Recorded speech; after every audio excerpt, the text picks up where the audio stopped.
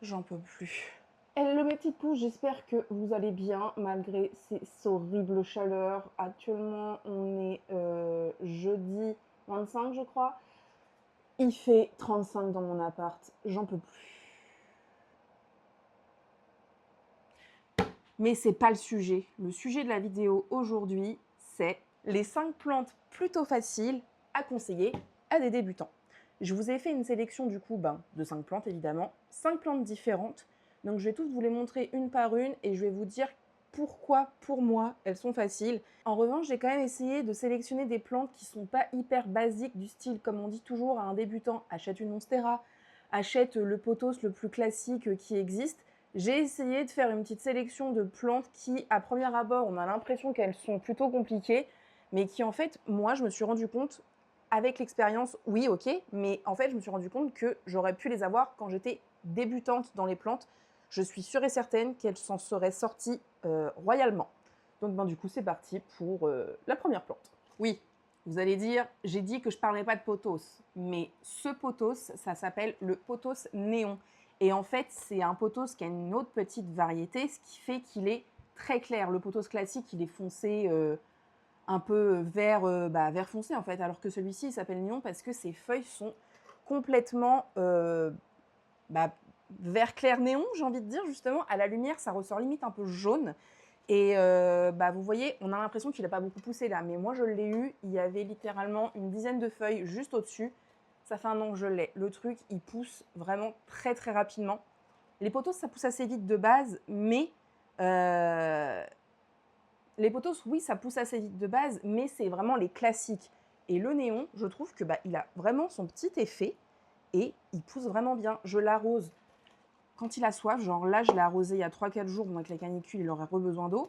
Mais il fait pas trop la tête quand il a besoin d'eau, ça se voit pas trop, il va pas se mettre à être tout affaissé, tout moche, il va pas perdre ses feuilles. Et en fait, juste, il est sec, vous l'arrosez. Il est sec, vous l'arrosez. Et même s'il y a un petit surarrosage, franchement, ça m'est déjà arrivé de le surarroser parce que j'avais peur qu'il meure à l'époque. Et non, il est toujours là, il est toujours très très beau, il a été rempoté, il a pas mal vécu son rempotage. Et donc voilà, j'en suis vraiment très très fière. Je vois en plus qu'il n'a pas tant de lumière que ça. Il en a beaucoup au-dessus, ce qui fait qu'il est bien touffu au-dessus. Mais là, il n'en a pas tant. Et pourtant, ses feuilles ne s'étiolent pas. Ça ne fait pas des grandes tiges avant de refaire une feuille. Il est assez symétrique. Enfin bref, voilà. Ça s'appelle le pothos néon. Et je le conseille pour un débutant qui veut une plante qui sort de l'ordinaire pour un pothos. On va partir sur une calathea. Enfin, ça, c'est une sténante, il me semble. Mais bon, c'est dans la même famille, dans le sens où c'est une plante dormante. Et bon, là, justement, je crois qu'elle a un peu trop chaud, du coup, elle fait que dormir. Normalement, elle a vraiment toutes les feuilles qui sont bien ouvertes comme ça. Là, je pense qu'elle a, ouais, elle a vraiment trop chaud, malgré que je l'arrose bien, que je l'humidifie et tout. Mais vous voyez, malgré les fortes chaleurs chez moi, elle va super bien, en fait. Et elle faisait la moitié, même 2 fois la moitié moins que ça, il y a à peine un an. Ça fait même pas 9 mois que je l'ai, je crois. Et vraiment, je vois que déjà qu'il va falloir que je la change de pot alors que je l'ai rempotée il n'y a pas si longtemps. Et je ne sais plus où la mettre parce que l'endroit où elle était, maintenant, ses feuilles commencent à se faire brûler par les lumières. Je ne sais pas où est-ce que j'ai une feuille qui est brûlée. Oui, vous voyez comme ça, là. Ça commence à être brûlé comme ça parce que c'est les LED qui touchent et donc il va falloir que je la change de place. Et c'est une, on va dire calathea, ça va parler plus à plus de monde, mais du coup, c'est une calathea qui ne meurt jamais, tout simplement. Elle s'enroule quand elle a soif. Du coup, on l'arrose. C'est mieux de l'arroser avant qu'elle soit enroulée, mais dans tous les cas, elle vous parle si elle a soif. Et en fait, elle fait quelques petites feuilles vraiment comme ça, quand vraiment ça va vraiment pas, mais c'est pas souvent. Et elle fait énormément de feuilles tout le temps. Ses feuilles sont de plus en plus grandes, les tiges de plus en plus hautes. Bref, pour un débutant, c'est une calathea qui vraiment vous fera plaisir, vous donnera la sensation que vous savez vous occuper de vos plantes. Parce que merci les calatheas qui crèvent au bout de 2 mois, qui se dessèchent, qui font n'importe quoi malgré qu'on fasse tout ce qu'on peut. Non merci. Et cette calathea, franchement, je vous la conseille. Et du coup, c'est la calathea... Ah, j'ai oublié son nom. Cénosa, je crois. Je vais vous l'écrire parce que je l'ai exprès regardé avant pour me souvenir de son nom. Et je m'en souviens déjà plus. Mais Sténosa, un truc comme ça. Je vais vous l'écrire de toute façon. Mais donc voilà, c'est cette calathea-ci. Et franchement, elle a des jolis dessins sur ses feuilles. Vous voyez, c'est bien géométrique. Derrière, elle est violette comme ça.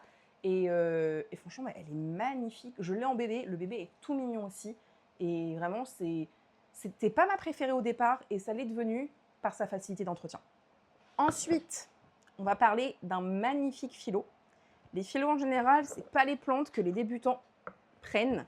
Et c'est dommage parce que vraiment, j'ai découvert en ayant celui-ci, c'était mon premier philo, mais qu'en fait, c'est hyper facile d'entretien. J'ai la majorité de mes philos qui sont tous faciles, mais du coup, je devais en sélectionner un, et ben ce serait celui-ci, c'est le philodendron gloriosum. Il me fait des feuilles de malade. Chaque feuille est plus grande les unes que les autres, comme vous pouvez le constater. Je crois que celle-ci, c'est sa dernière feuille. Regardez l'immensité de la feuille. C'est plus grand que ma tête. Et vraiment, il est hyper facile d'entretien. Je l'ai rempoté. Et depuis que je l'ai rempoté, il ne fait que de me faire de nouvelles feuilles sur nouvelles feuilles. Pareil, juste besoin d'être arrosé quand le terreau est sec. Il ne va pas faire la tête quand il est séché. Tout va bien pour lui. Son seul inconvénient, je dirais, c'est qu'il a tendance à attraper des trips assez facilement. Là, j'ai perdu 2 feuilles récemment à cause des trips, malgré que j'ai mis des petits trucs, des acariens prédateurs. Mais à part ça, franchement, ses feuilles sont veloutées, sont magnifiques. Il fait feuille sur feuille. Enfin, moi, perso, le mien, là, en 2 mois, il m'a fait 3 feuilles. Quand il y en avait une qui était en train de sortir et de pousser, il y en avait déjà une autre en préparation de pousse. Même à un moment donné, il me faisait 2 feuilles en même temps. Et donc, franchement, c'est vraiment un philodendron que je conseille aux débutants parce que déjà, de 1, il est magnifique. Enfin, quand on le voit, on a l'impression que c'est une plante hyper compliquée, alors que pas du tout. Et il est glorieux, hein, comme son nom l'indique. Et donc, franchement, pour un débutant, je le conseille. Comme je le dis, il n'y a pas besoin d'entretien particulier. On lui met un terreau, même un terreau classique, je pense que ça le fait. Mais après, c'est mieux d'avoir un bon terreau. Mais je pense qu'un terreau classique, ça le fait. De l'eau, même si c'est de l'eau calcaire, n'importe, il s'en fiche. Je ne lui ai pas mis d'engrais, jamais. Et il va très très bien. Donc voilà, là je vois qu'il va falloir que je le rempote pareil bientôt, parce qu'il faut savoir par contre que les phyllos, ça ne pousse pas en hauteur, mais ça pousse, je ne sais pas si vous verrez, mais on va ça pousse en longueur en fait. C'est une plante qui se fait au sol et qui grimpe pas au sol, mais qui rampe au sol, je cherchais le mot, qui rampe au sol. Et donc du coup, forcément, c'est mieux d'avoir une jardinière, mais moi là je l'ai mis dans un pot assez large et on verra comment ce sera avec le temps, mais petit philo pour les débutants, je vous le conseille. Voilà.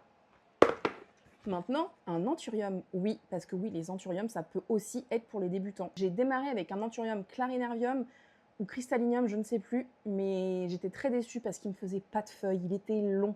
Pendant 1 an, il m'a pas fait de feuilles. Donc, c'est le genre de moment où tu te dis, ouais, quand je suis débutant, un anthurium, non. Eh non, non, non, non, faut pas se dire ça, non. On se dit du coup, quand on est débutant, ouais, un anthurium, non. Et figurez-vous que non, c'est justement pas ça qu'il faut se dire. Il peut y avoir des anthuriums faciles d'entretien, par exemple le silver blush. Le silver blush, ça a été un de mes premiers anthuriums à me faire des feuilles magnifiques. Regardez, là, c'est une de ces dernières. Bon, elle est un peu abîmée ici, mais bon, ça, c'est le problème des anthuriums. Parce qu'il faut savoir que les anthuriums, ça commence avec une toute petite feuille. Comme vous pouvez le voir ici, là, j'ai un bébé feuille qui pousse. Et en fait, elle va peut-être devenir grosse comme ça. Là, je pense pas. Mais en tout cas, l'anthurium, ça fait une feuille qui grandit avec le temps. C'est pas une feuille qui, quand elle est là, elle est là. Et donc, du coup, comme vous pouvez le voir, cette feuille-là, elle était un peu abîmée au départ. Donc, du coup, forcément, en grandissant, le petit défaut est devenu immense. Mais vous voyez, cette feuille, pareil, je n'ai rien fait. Il est juste dans mon terreau classique, comme je fais toujours. Il n'y a pas d'engrais, il n'y a rien. Et là, il me fait déjà 2 autres petites feuilles. La feuille que je vous ai montrée et une autre derrière qui est là. Et franchement, j'en suis vraiment trop, trop, trop fière. Dès que je l'ai eu, il a un peu séché, oui, parce que il a un peu séché, oui, à cause de mon air de l'hiver. Il a un peu séché, oui, à cause de mon air de l'hiver, mon air sec. Mais même comme ça, en fait, j'ai quand même réussi à garder les feuilles. Et surtout, là, il me fait des feuilles immenses. Dès le printemps arrivé, il a commencé à se réveiller, alors que je n'ai pas fait forcément grand-chose, à part l'arroser quand il est sec. Et vraiment, que là, j'arrose mes plantes quand elles sont sèches, toutes les plantes que je vous montre, c'est vraiment, j'attends que le terreau soit complètement sec. Donc, il n'y a pas de, oh là là, il faut que je fasse attention, faut pas que ce soit trop sec, faut pas que ce soit trop humide, faut faire un entre-deux, blablabli, blablabla. Non, vraiment, le terreau est sec, j'arrose. Donc, clairement, des fois, lui, je ne l'ai pas arrosé pendant 1 mois. Donc, voilà, l'anthurium silver blush, c'est un petit bijou pour un débutant. J'espère que vous n'entendez pas trop les ventilateurs, mais j'ai pas le choix. Là, je suis à goutte, juste à vous parler. C'est horrible, horrible.